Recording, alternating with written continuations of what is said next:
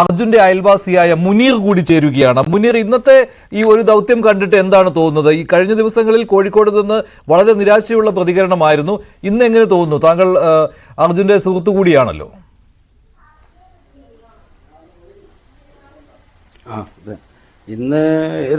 ഇന്നലെ അത് നിർത്തി.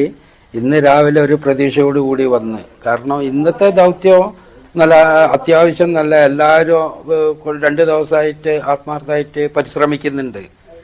ഇത് വേഗം നമുക്ക് ഈ അർജുനെ കിട്ടണം എന്നുള്ളൊരു ഇതാണ് കിട്ടുന്നത്. കാരണം നമുക്ക് വേഗം ഒന്ന് കിട്ടിക്കഴിഞ്ഞാൽ കിട്ടും എന്നുള്ള പ്രതീക്ഷയോടുകൂടി രാവിലെ എഴുന്നേറ്റ് നിൽക്കും. വൈകുന്നേരം എന്ത് ചെയ്യാ, എന്താ ഇത് പറഞ്ഞൂടാ അവസ്ഥ, എന്താ ചെയ്യുക? ഞങ്ങൾക്ക് ഈ അർജുനെ കിട്ടണം.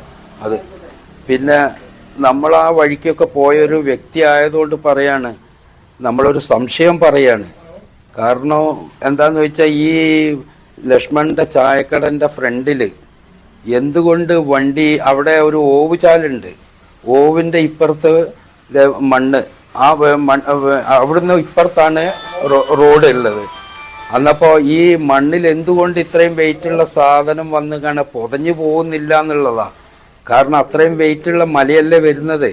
അപ്പോൾ പൊതഞ്ഞ് താഴെ ക്യാബിൻ്റെ മുകളിലൊക്കെ കല്ല് വീണിട്ട് അത് എന്തുകൊണ്ട് അവിടെ താഴുന്നില്ല എന്നുള്ളൊരു ഓരോ സംശയങ്ങളാണ് നമ്മളെ ഓരോ ഇതിൻ്റെ സംശയങ്ങളാണ്. പല സംശയങ്ങളാണ് വരുന്നത്. ചിലർ പറയും സൈഡിലോട്ട്, ഓവിൻ്റെ ആ സൈഡിലോട്ട് ചരിഞ്ഞു പോയിട്ട് വണ്ടി അവിടെ തന്നെ ഉണ്ടെന്ന്.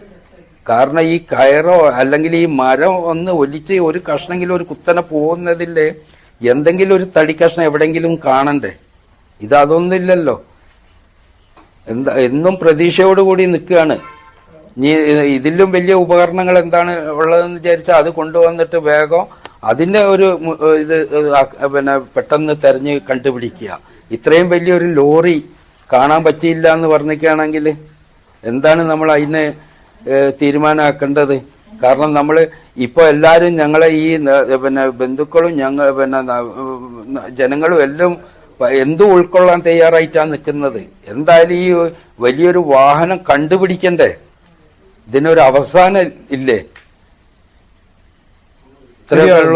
കാര്യമാണ് താങ്കൾ പറയുന്നത്. അത് മാത്രമല്ല, താങ്കൾക്ക് ആ ലൊക്കേഷൻ നന്നായിട്ട് അറിവുള്ള ഒരാൾ കൂടി ആയതുകൊണ്ടാണ് ഇത്തരം സംശയങ്ങൾ താങ്കൾക്ക് സ്വാഭാവികമായിട്ടും ഉണ്ടാകുന്നത്. താങ്കളുടെ